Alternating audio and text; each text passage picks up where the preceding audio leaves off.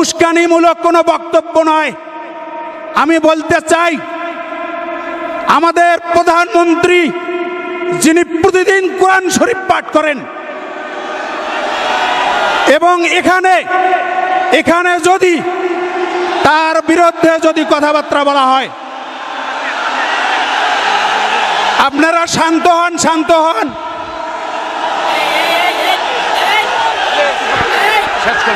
আরে বিশ্বাস করি তো। আমি বলতে চাই, আমার প্রধানমন্ত্রী বিষয়ে যখন কথা উঠেছে, তখন আমি বলতে চাই, প্রধানমন্ত্রী কি মুসলমান নয়? আমরা কি আওয়ামী লীগ করলে আমরা কি মুসলমান নই? আমাদের বিরুদ্ধে, দেশের বিরুদ্ধে দেশদ্রোহী কোনো বক্তব্য এখানে চলিবে না। আপনারা সবাই শান্ত হন, শান্তভাবে কথাবার্তা শোনেন। এইটুকু বলি আমি আমার সংক্ষিপ্ত বক্তব্য এখানেই শেষ করছি। রফিকুল ইসলাম মাদানী নেত্রকোনা, আপনারা একজন দাঁড়িয়ে থাকবেন না। রাহমাতুল্লাহি ওয়া বারাকাতুহু। ইন্নাল হামদালিল্লাহ নাহমাদুহু ওয়া নুসাল্লি আলা রাসূলিহিল কারীম, আম্মা বা'দ। এই বসেন, আপনারা বসেন। এই অনাকাঙ্ক্ষিত বিষয়টা বাদ দেন। উনি যে কথাটা বলতে চাইছেন, সেই কথাটাকে আমি সুন্দরভাবে বলি, শুনেন। উনি বলতে চাইছেন যে প্রধানমন্ত্রী কোরআন তিলাওয়াত করেন। ঠিক আছে, আমরাও মেনে নিলাম। আপনারাও প্রধানমন্ত্রীকে বলেন, যিনি কোরআন তিলাওয়াত করেন, তাহাজ্জুদ পড়েন, একজন আলেমকেও যেন আর বন্দী না রাখে। কথা দেন আপনারাও আমাদেরকে কথা দেন যে একজন আলেম আর বন্দী থাকবে না। আমরা খুশি, প্রধানমন্ত্রীর কথা আপনারা বলেছেন, আমরাও মেনে নিলাম। কিন্তু এই বসেন, আমাদের অন্তরে জ্বালা আছে, আমাদের অন্তরেও কষ্ট আছে। এই বসেন, চুপ। আলেমগণ বন্দী থাকবে আর আমরা তাহাজ্জুদের আর কোরআন তিলাওয়াতের গল্প শুনতে ভাল লাগে না। আলেমরা মুক্ত থাকলে তখন বোঝা যাবে, হ্যাঁ আলেমরা যেহেতু মুক্ত, অতএব এদেশের প্রধানমন্ত্রীর বিষয়ে কথা বলাটা অনুচিত। তখন না হয় বুঝতাম। অতএব আমাদেরকে এগুলো বলার দরকার নাই, আমরা এই বিষয়ে কথাই বলতাম না। আমি আজকে নামাজের আলোচনা করতাম। রিয়েলি আমার চিন্তা ভাবনা ছিল এই উম্মাহকে নিয়ে নামাজের আলোচনা করা। যাই হোক, চেয়ারম্যান সাহেব একটা কথা বলে ফেলেছেন, আমিও ওনার রিপিট বুঝিয়ে দিলাম যে ভাই, আমরাও উস্কানিমূলক, বিভ্রান্তিমূলক কোনো বিষয় ছড়াইয়া দেওয়া পছন্দ করি না। আল্লাহ পাক আমাদের সবাইকে বোঝার তৌফিক দান করুক। প্রিয় যুবক ভাইরা, দেখুন, আপনারা কি আল্লাহ এবং তার রাসূলকে ভালোবাসেন? আল্লাহ এবং তার রাসূলের জন্য আলেমদের ভালোবাসেন? তাহলে আমি বলবো, দেখি তো, একবারে চুপ করেন তো। এই বাঁশিটা আর বাজবে না। এই যুবক ভাই, কেউ বসার দরকার নাই, যে যেভাবে দাঁড়ায় আছেন মাশাআল্লাহ। এই যে একটু চুপ হয়েছে না, পরিবেশটা আমি চাচ্ছি একেবারে নরম থাকতে। আমি প্রথম থেকেই চাচ্ছিলাম। এই অবস্থার পিছনে আল্লাহ পাক কোরআনে বলতেছেন, যাহারাল ফাসাদু ফিল বাররি ওয়াল বাহরি বিমা কাসাবাত আইদিন নাস। যেখানে আল্লাহ বলতেছেন যে এই জলে স্থলে যত ফাসাদ, যত সমস্যা, এগুলো আমাদের হাতের কামাই। আপনি আজকে যেই নেতা, যেই নেত্রী বা যাকে আপনি বোঝা মনে করতেছেন, যারে আপনি কষ্ট পাচ্ছেন, আপনি মনে করেন, মনে রাখবেন, আল্লাহ বলতেছেন এগুলো আমাদের পাপাচার এবং আমাদের অন্যায় জুলুমের ফলাফল। অতএব আমাদেরকে আগে ঠিক করতে হবে। আল্লাহ বলতেছেন কোরআনে, ইন্নাল্লাহা লা ইউগাইয়িরু মা বিকাওমিন হাত্তা ইউগাইয়িরু মা বিআনফুসিহিম। আল্লাহ পাক কোন জাতির নেতৃত্ব বলেন, কোন জাতিকে পরিবর্তন বলেন, আল্লাহ নিজে বলতেছেন ততক্ষণ করেন না যতক্ষণ না লা ইউগাইয়িরু মা বিকাওমিন হাত্তা ইউগাইয়িরু মা বিআনফুসিহিম, ততক্ষণ পর্যন্ত আল্লাহ পরিবর্তন করেন না যতক্ষণ না সে জাতি পরিবর্তন হয়। আমাদের আগে পরিবর্তন হইতে হবে, আমাদেরকে আগে দিনদার হতে হবে, আমাদেরকে আগে নামাজি হতে হবে। আমাদের আজ এই প্যান্ডেলের মধ্যে জনস্রোত, হাজার হাজার মানুষ, ফজরের নামাজে মসজিদে মানুষ। এই অবস্থা থেকে আমাদেরকে বের হতে হবে। এখানে লক্ষ মানুষ চিল্লায়, আমরা বন্দি থাকলে তো আন্দোলন করবার 5 জনও পাই না। আসতে শুনেন ভাই, দ্বীনের জন্য ভালোবাসাটা আমরা বুঝি ভাই, কিন্তু বিশ্বাস করেন আমরা এই জলোচ্ছ্বাস, এই জনস্রোত কিংবা চিৎকারের জন্য আপনাদের ভরসায়, আপনাদের বিশ্বাসে কথা বলি না। ওয়াল্লাহি কতজন আমাদের সামনে আছে, কতজন আমাদের পিছন থেকে বলছে অমুক হুজুর আসছে, রাজপথ কাঁপছে, আর কতজন আমাদেরকে বলছে না। আল্লাহি সেটা দেখে আমরা কথা বলি না। আমরা তো কথা বলি আল্লাহর জন্য, দ্বীনের জন্য। কে পিছনে থাকলো, কে সামনে থাকলো, কে থাকলো না, সেটা দেখবার সময় আমাদের নেই। যেটাকে সঠিক মনে করি, কোরআন সুন্নাহ যেটাকে সঠিক মনে করে, দলিল প্রমাণাদি দিয়া বলবার চেষ্টা করি, বুঝাবার চেষ্টা করি।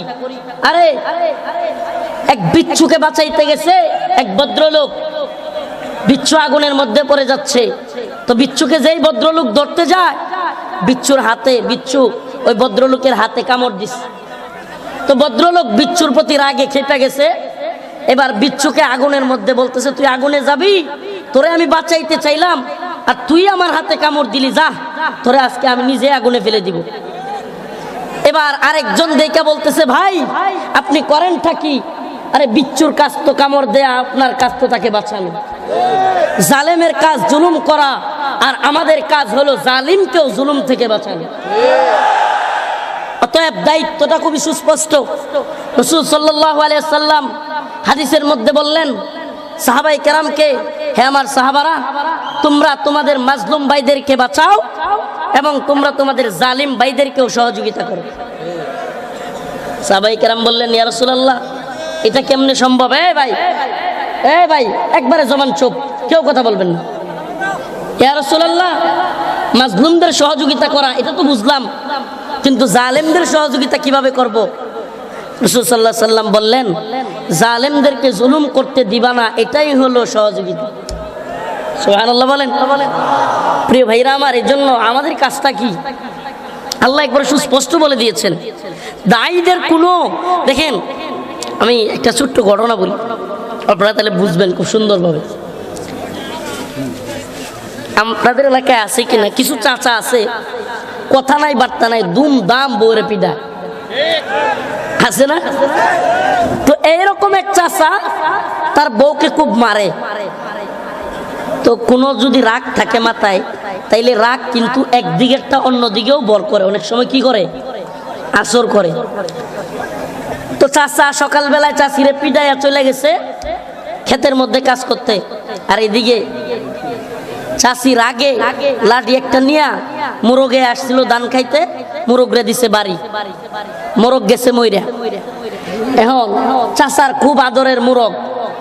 এখন চাচি মনে মনে টেনশনে পড়ে গেছে, হাইরি আমার যেই স্বামী কথা নাই বার্তা নাই আমারে বাড়িতে এসে পিডা, সেই স্বামী যদি জানে তার পছন্দের মুরগ মাইরা ফেলছি, আমার তো উপায় নাই। এখন ওই চাষি বুদ্ধি কইরা এই মরা মুরগ রে জবাই করছে। ঠিক করছে, মরা মুরগ জবাই কইরা রোস্ট বানাইছে। উদাহরণটা একটু বোঝার চেষ্টা করিয়েন। মরা মুরগ জবাই কইরা রোস্ট বানাইছে, রোস্ট বানায় রান্না করছে সুন্দর কইরা।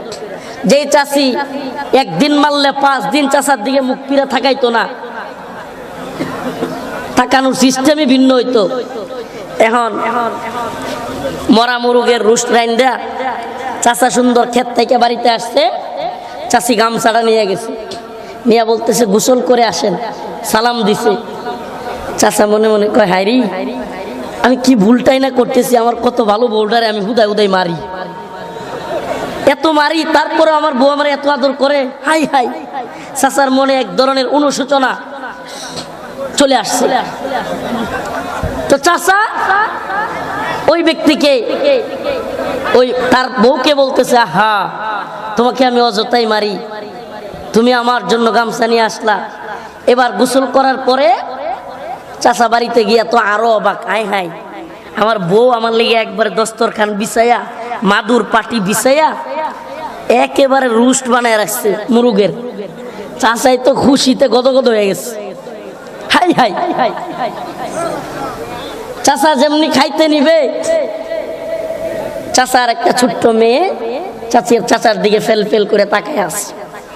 চাচাই ভাবছে, আরে বাচ্চাটা মনে হয় খাইতে চায়। তো বাচ্চাটা অল্প বয়স, সে মনে মনে কইতেছে, বাবা আমি তো খাইতে চাই না, মূলত ঘটনা তো আমি জানি। এখন যদি সত্য ঘটনা বলি তাইলে মাই খাবে মার, আর যদি সত্য ঘটনা না বলি বাবাই খাবে হারাম।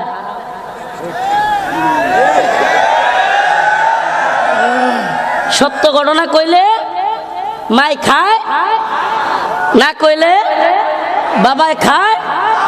এখন আমরা যারা দিনের দায়, আদাওয়াত মুঝে কিউ ইতনি, मैं तो कुरान का दाई हो। अरे আমরা তো কোরআনের দায়ী, কোরআনের ফেরি করে বেড়াই। শাইখুল হাদিস ইবনে শাইখুল হাদিস আল্লামা মামুনুল হক তো কোরআনের ফেরি করে বেড়ায়। মুফতি মাহমুদ হাসান গনবী তো কোরআনের ফেরি করে বেড়ায়। রফিকুল ইসলাম মাদানী তো কোরআনের ফেরি করে বেড়ায়। শাইখ হারুন ইজহার তো কোরআনের ফেরি করে বেড়ায়। উলামায়ে হক্কানি, উলামায়ে রব্বানি এরা তো কোরআনের ফেরি করে বেড়ায়। এরা তো হক কথা বলতে আল্লাহর পক্ষ থেকে বাধ্য। আর আমরা যদি হক কথা না বলি উপরওয়ালা আমাদেরকে দিবে মাইল, আর হক কথা বললে তোমরা দাও জেল জুলুম রিমান্ড। আমাদের তো যাওয়ার জায়গা নেই। আল্লাহ বলছেন, ইন্নাল্লাযীনা ইয়াকতুমুনা মা আনজালনা মিনাল কিতাবি ওয়াল হুদা মিন বাদি মা বায়ান্নাহু লিন-নাসি ফিল কিতাব উলাইকা লানুহুমুল্লাহ ওয়া ইয়ালানুহুমুল লাইনুন। কত ভয়ঙ্কর কথা আপনি কল্পনা করতে পারবেন? আলেমদের ব্যাপারে কত ভয়ঙ্কর আয়াত। আল্লাহ বলতেছেন, এই কোরআনে আমি যা অবতীর্ণ করেছি, ইন্নাল্লাযীনা ইয়াকতুমুনা, যারা তা লুকাবে, গোপন করবে, মিনাল কিতাবি ওয়াল হুদা মিন বাদি মা বায়ান্নাহু লিন-নাসি ফিল কিতাব, আমি এই কিতাবে মানুষের কাছে সুস্পষ্টভাবে দলিল প্রমাণাদি দিয়া যা পাঠাইছি, তারপরেও যারা গোপন করবে, উলাইকা ইয়ালানুহুমুল্লাহ, তারা আল্লাহর পক্ষ থেকে লানত প্রাপ্ত, লানত পাবে। ওয়া ইয়ালানুহুমুল লাইনুন, সমস্ত লানতকারীরাও তাদের জন্য লানত করবে। তাহলে বলেন, কোরআনকে লুকালে আমি আল্লাহর পক্ষ থেকে কি খাবো? আমার আখিরাত বরবাদ। আমার আখিরাত কি? আমার আল্লাহর সামনে জবাবদিহি করতে হবে। এখন দুনিয়াতেও হক কথা বলতে গেলে কত মানুষ বেজার হয়। মানে আমরা যাবো কোথায়? ওই যে বাচ্চাটা বললো, যদি সত্য কথা বলি মাই খাবে মায়ের, সত্য কথা না কইলে বাবাই খাবে। আমাদের অবস্থা কি? যদি সত্য কথা বলি নিচে খাওয়া লাগে মায়ের, রিমান্ড, জেল, ফাঁসি, কেউ জেলখানায় মইরা বের হয়, কেউ এখনো জেলে থাকে। আর যদি না বলি তাইলে উপরে গিয়া কি খাইতে হবে? তাইলে এই নিচেরটা না খায়, নিচেরটা খাইয়া হইলেও উপরেরটা যদি ভালো থাকে আলহামদুলিল্লাহ। কি বলেন? নিচে মায়ের খায়াও যদি নিচের জিন্দিগি আর কি, এই যাওয়ার পথে রোড অ্যাক্সিডেন্টে মারা যেতে পারি, আল্লাহ না করুক। এই জীবনের কোনো গ্যারান্টি নাই চেয়ারম্যান সাহেব বা আমরা কেউ এই চেয়ার থেকে উঠে যেতে পারবো, এই ভরসা আছে?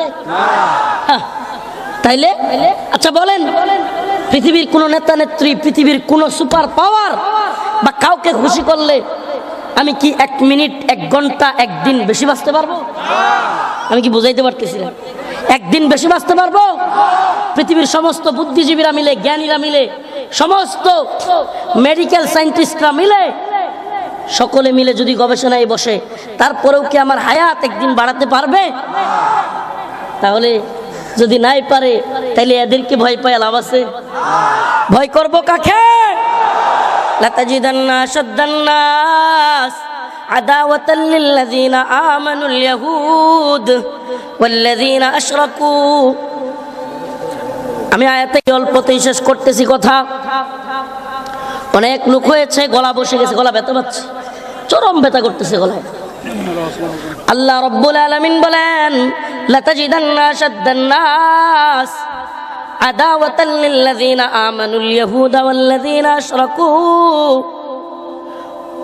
মানুষদের মধ্যে, লোকদের মধ্যে, ইমানদারদের ক্ষেত্রে, মুসলমানদের ক্ষেত্রে সবচেয়ে বেশি তোমরা শত্রুতা পোষণকারী হিসেবে পাবে আদাওয়াতাল লিল্লাযীনা আমানুল ইয়াহুদা ওয়াল্লাযীনা আশরাকু। শত্রুতা পোষণকারী হিসেবে মানুষদের মধ্য থেকে মুমিনদের সবচেয়ে কঠিন শত্রু হিসেবে আল্লাহ বলতেছেন, এক হলো ইহুদি আর এক হলো মুশরিক। এই দুই দলকে তোমরা পাবে। এই দুই দলের মধ্যে আপনি দেখেন গোটা পৃথিবীতে আজকে শত্রুতা পোষণকারী মুসলমানরা সবচেয়ে বেশি নির্যাতিত, নিপীড়িত যেই দুইটা ভূমিতে, একটা হলো ফিলিস্তিন, একটার নাম কি, আর একটা হলো কাশ্মীর। আপনি বলেন ফিলিস্তিনে মুসলমানদেরকে মারতেছে এরা কোন ধর্মের? ইহুদি।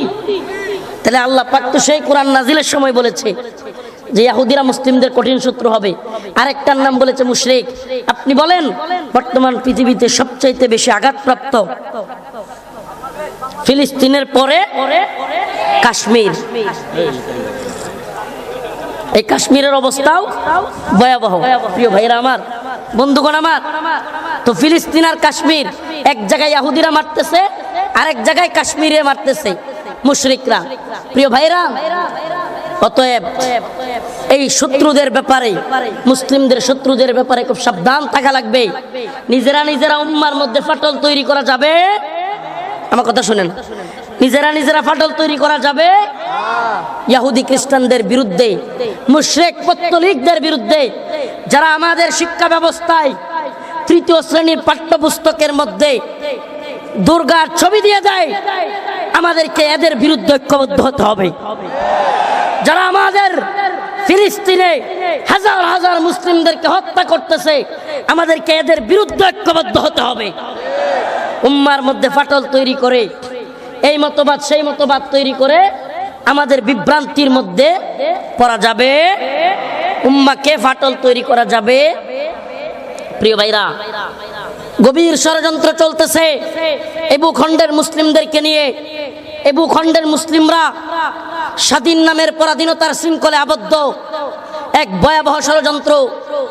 আমাদের কাঁটাতারের বেলায় শুধুমাত্র ফেলানির লাশ নয়, আরো অসংখ্য ফেলানির লাশ ফেলে দিয়ে আমাদের ঢাকার রাজধানীতে এসে বলা হয় আমাদের সীমান্তে আমাদের বিটিভির জওয়ানদেরকে হত্যা করে বিএসএফ প্রধান ঢাকায় বসে দম্ভ আর অহংকার করে বলে কাঁটাতারের বেড়ায় যারা মারা যায় এরা নাকি অপরাধী। আমাদের জানতে মনে চাই কারা অপরাধী কারা অপরাধী না, সেটা নির্ণয় করার জন্য বাংলাদেশ এবং ইন্ডিয়ার আদালত আছে কি নাই? যদি আদালত থাকে, আপনি সীমান্তে গুলি করে হত্যা করে তাকে অপরাধী বলবার কে? আপনাকে এই সাহস কে দিল? মূলত দালাল আর চাটুকার নেতাদের কারণে এরা এত বড় দম্ভ অহংকার নিয়ে চলে। আজ এই উত্তরবঙ্গের মানুষ একটু বৃষ্টি হতে না হতে বন্যায় হাহাকার হয়ে যায়। এই উত্তরবঙ্গের মানুষ যখন পানির প্রয়োজন তখন পানি পায় না, মরুভূমির মতো অবস্থা হয়ে যায়। যেন বলবার কেউ নাই, শুনবার কেউ নাই। আমাদেরকে উদারতার সবক দেখানো হয়, বন্ধুত্বের সবক শোনানো হয়, তাহাজ্জুদের গল্প শোনানো হয়। আমাদের অবাক হয়ে যায় আমরা এ ভূমির মানুষের, এ জাতির মানুষের যারা প্রতিনিধিত্ব করে না, যাদের কাজই হলো পেট আর পকেট আর ক্ষমতার দান্দা। এক দলের হালত কি, যে করেই হোক ক্ষমতায় টিকে থাকতে হবে। আরেক দলের হালত কি, যে করেই হোক ক্ষমতায় যেতে হবে। মনে করেন না এটা চেঞ্জ হলেই মনে হয় খুব শান্তি চলে আসবে। অবস্থা জানেন না, অবস্থা জানেন না। প্রিয় উম্মাহ, প্রিয় জাতি, আল্লাহি বিল্লাহি তাল্লাহি, তোমাদেরকে যদি প্রকৃত কেউ ভালোবাসে, এই উম্মার আলেম সমাজ তোমাদেরকে ভালোবাসে। তোমাদের দুর্যোগে দুর্বিপাকে, তোমাদের বিপদে মুসিবতে এই উম্মার আলেমগণ তোমাদের কাছে ঝাঁপায়া পড়ে। বন্যায় তোমরা দেখো উলামায়ে কেরাম ত্রাণ নিয়ে তোমাদের কাছে হাজির। কি সত্য না মিথ্যা? বিভিন্ন দুর্যোগে দেখো উলামায়ে কেরাম তোমাদের কাছে হাজির। অতএব তোমাদেরকে বলবো, সতর্ক হও, সতর্ক হও। কারো কথাই কান দিয়ে অতি উৎসাহী হয়ে আমাদের যেমন কিছু করা চলবে না, তেমনি ভাবে একেবারে বেখবর হয়ে গেলেও চলবে না। সজাগ থাকা লাগবে। প্রিয় উম্মাহ, প্রিয় জাতি, আমরা তোমাদের কথা বলি, আমরা আল্লাহকে ছাড়া সুবহানাল্লাহি ওয়া বিহামদিহি, আরে কেমন আল্লাহ, কেমন রব, যিনি ছিলেন, আছেন, থাকবেন। আমাকে দেখাও পৃথিবীর কোন নেতা নেত্রী, শায়েখ, পীর কিংবা কোন সুপার পাওয়ার ছিল, আছে, থাকবে? বলেন আমাকে, কে? তিনি কে যিনি ছিলেন, আছেন, থাকবেন? তাহলে আমরা সেই আল্লাহর কথা বলি, সেই আল্লাহর জয়গান গাই। শত্রু মিত্র চেনো। আজ পাঠ্যপুস্তকে শিক্ষা কারিকুলাম নিয়ে ভয়াল ষড়যন্ত্র চলতেছে। আজ আমাদেরকে বন্ধুত্বের নামে শিকল পরানোর চেষ্টা করা হচ্ছে, গোলামির জিঞ্জির পরানোর চেষ্টা হচ্ছে। অলরেডি পরিয়েও ফেলছে। একদল দালাল চাটুকার এদের গোলামি মাইনে নিছে। শুনেন, নেতারা গোলামি মানতে পারে। ইতিহাস সাক্ষী মুফতি আমিনী রহমাতুল্লাহ আলাইহি বলেছিলেন যে নেতারা কারো গোলামি মানতে পারে, দালালি করতে পারে, কিন্তু জনগণ এবং ছাত্ররা কখনো দালালি করে না। নেতারা গোলাম হইতে পারে, নেত্রীরা গোলাম হইতে পারে, কিন্তু জনগণ এবং যুবকেরা কখনো দালালি করে না। আমাদের স্বপ্ন এই উম্মার যুবকদেরকে নিয়ে, আমাদের স্বপ্ন এই উম্মার ছাত্র সমাজকে নিয়ে। আমি বিশ্বাস করি, আমি ব্যক্তিগতভাবে বিশ্বাস করি, এই উম্মার আলেম সমাজ যদি হক পথে থাকে, দালালি না করে, এই উম্মার যুবক যুবলীগ করতে পারে, ছাত্রলীগ করতে পারে, ছাত্রদল করতে পারে, যুবদল করতে পারে। এই উম্মার উলামায়ে কেরাম ডাক দিলে প্রয়োজনে এই উম্মার যুবকেরা যুবলীগ, ছাত্রদল, ছাত্রলীগ, ছাত্রদল, যুবদল ছেড়ে দিয়ে আলেমদের ডাকে ময়দানে চাপিয়ে পড়বে ইনশাআল্লাহ।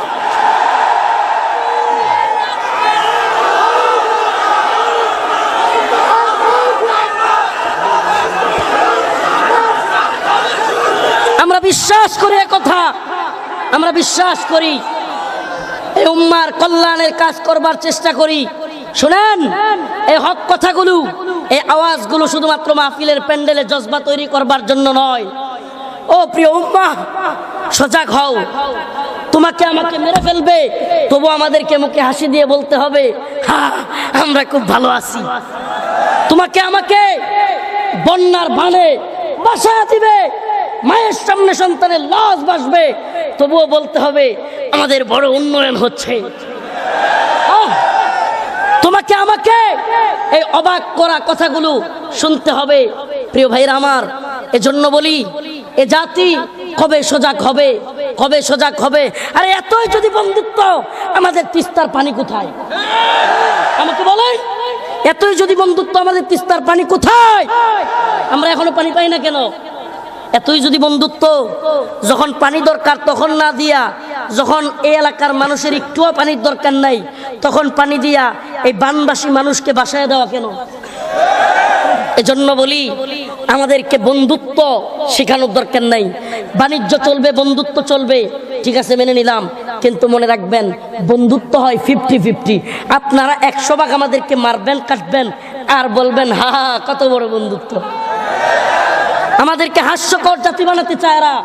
আমরা হাস্যকর জাতি নই, আমরা বীরের জাতি। মুসলিমরা কিসের জাতি? বীরের জাতি। আমরা শাহজালাল মুজাররাদে আমিনীর সন্তান, আমরা মুফতি আমিনীর সন্তান, আমরা শাইখুল হাদিসের সন্তান। আমরা মরতে জানি, শাহাদাত বরণ করতে জানি, কিন্তু দালালি করতে জানি না।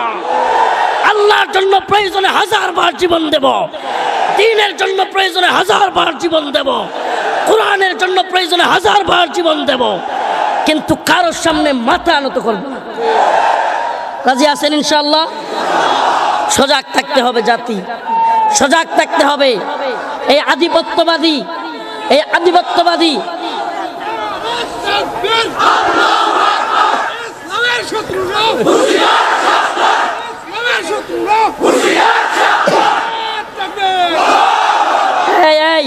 সতর্ক করে দেই, এই গতানুগতিক আঞ্চলিক রাজনীতি নিয়ে মারামারি করবেন না। কথা বুঝার চেষ্টা করেন। এই সাম্রাজ্যবাদী আধিপত্যবাদীরা কত উপরের জায়গায় বয়াল থাবা ফেলছে, জানিও না কিছু, আপনারা জানেনও না। আল্লাহ মাফ করুক, কথাগুলো মাইন্ড করিয়েন না, বেয়াদবি নিয়েন না। এই আধিপত্যবাদীরা, এই সাম্রাজ্যবাদীরা এই নতুন নব্য সাম্রাজ্যবাদী এই উপমহাদেশের যারা রাম রাজত্ব প্রতিষ্ঠা করতে চায়, যারা আমাদের বাবরি মসজিদ ভেঙে রাম মন্দির করেছে, এদের থাবা কত ভয়াবহ। আপনি আসেন এই দল আর ওই দল নিয়ে মারামারি করেন, আপনি আসেন অমুক সাবরেনিয়া তমুক সাবরেনিয়া, মনে করেন এরাই মনে হয় সব করে ফেলতেছে। আরে এরা কেউ আপনার আমার শত্রু না। মুসলমানের ঘরের সন্তান, প্রশাসনের লোক হোক, যেই ঘরের লোক হোক, এরা আমাদের কেউ শত্রু না। কথা ভালোভাবে বোঝার চেষ্টা করেন। এরাও এই অঞ্চলের ক্ষতি, এই অঞ্চলের কষ্ট এরাও বুঝে, প্রত্যেকেই বুঝে। কি বুঝে না? কথা কয় না। বন্যায় বাইসা গেলে কি আপনি যান না মেম্বারও যান? বলে না। বন্যায় বাইসা গেলে আপনি যান না আপনার ইউনিয়ন চেয়ারম্যানও যান? সবাই। অতএব দুঃখটা আপনাদের আমি বুঝি, আমি এত দূর থেকে বুঝি, আমি তো বাসি না, কিন্তু এই উম্মার ফিকির আমাদের কলিজাগুলো পুরা ফেলে। ওয়াল্লাহি আল্লাহ, কত দিন কত রাত কেটে গেছে এই জাতির কথা চিন্তা করতে। জেলখানার রাতগুলো কাটিয়েছি, গভীর রাত পর্যন্ত, প্রায় রাতেই ঘুমাতে পারি নাই। কারণ আমরা তো ইমানগুলো, জেল জীবনগুলো একবার চোখে দেখেছি যে এই উম্মার কি হইতেছে। অনেকে জানে না এটা, এই দেশের উপর মুসলিমদের উপর কি ভয়াল থাবা চলতেছে, এটা অনেকে বুঝতেছে না। মায়ানমার বুঝে নাই, কাশ্মীর বুঝে নাই, আসামওয়ালারা বুঝে নাই। এখনো আছেন অমুক ট্রেনে তমুক ট্রেনে মারামারিতে, ফেসবুকিং আর ইউটিউবিংয়ে কত ভয়াবহ অবস্থা যাচ্ছে, কল্পনাও করতে পারবেন না। অতএব ও প্রিয় উম্মাহ, আমাদেরকে একটা ফোকাস করতে হবে, একটাই ফোকাস। এই দেশ মুসলমানদের, এই দেশ জয় শ্রীরামের নয়, এই জয় আল্লাহু আকবার। এদেশের সকাল হয় আল্লাহু আকবারের ধ্বনিতে, এদেশের বিকাল হয় আল্লাহু আকবারের ধ্বনিতে, এদেশের আকাশ বাতাস প্রকম্পিত হয় আল্লাহু আকবারের ধ্বনিতে। অতএব এদেশে আল্লাহু আকবার চলবে। এদেশ আধিপত্যবাদীদের দখলে গিয়ে আমাদের বাইতুল মুকাররমও ভেঙে দিয়ে রাম মন্দির করতে দেওয়া হবে না। হ্যাঁ যদি মরে যাই, হ্যাঁ যদি চলে যাই, শাহাদাত বরণ করি ভিন্ন কথা। আল্লাহ পাক আমাদের সবাইকে দ্বীনের পথে অটল অবিচল থাকবার তৌফিক দান করুক। আরো জোরে বলেন আমিন। গলা ব্যথা করতেছে, যে কয়েকটা কথা বললাম, কষ্টে কথাগুলো বললাম, নিজেরা নিজেদের মধ্যে দ্বন্দ্ব তৈরি করবেন না। আঞ্চলিকভাবে বলতেছি, সবার কথা বলতেছি, আমিই বলি আপনি বলেন না, সব জায়গায় নাম নিয়ে আমরা শেখ জসিমউদ্দিন রহমানী, মাহমুদ হাসান গনবী, মামুনুল হক সাহেব, প্রত্যেকের ব্যাপারে আমরা মাহফিলগুলোতে বলার চেষ্টা করতেছি। শুধু এখানে বলা নয়, যেখানে বললে জামিন হইতে পারে সেখানে বলেও আমরা চেষ্টা করতেছি। আর কি বলবো? অতএব অতি উৎসাহী হবেন না। আলেমদের কথা, যারা হক পথে থাকে তাদের কথা শুনবার চেষ্টা করেন। মুরব্বী হারা হয়েন না। একেবারেও যারা হক কথা বলে, হক পথে চলে, অন্তত তাদেরকে মাইনাস করবার চেষ্টা করিয়েন না। আল্লাহ বুঝার তৌফিক দান করুক। আরো জোরে বলেন আমিন। প্রিয় ভাইরা আমার, বন্ধুগণ আমার, আপনাদের সবার কাছে দোয়া চাই।